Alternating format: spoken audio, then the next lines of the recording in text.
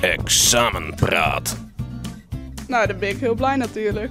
En dan een feestje vieren. Nou, ik zou natuurlijk heel blij wezen. Nou, ik zou het helemaal geweldig vinden. Helemaal blij.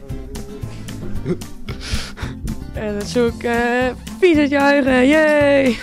Nou, waarschijnlijk zit ik lekker op mijn bureautje, krijg de telefoontje en dan... Joehoe! Ik zou het echt net beseffen. Het zou zo'n ontlading wezen van al die stress van 4 uur lang. Nou, heel blij natuurlijk. Yes!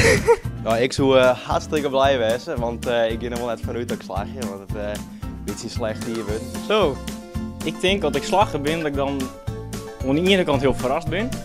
Hey! Maar aan de andere kant heel opgelucht, omdat ik er eigenlijk wel helemaal klaar mee ben. Nou, dan doe ik dit.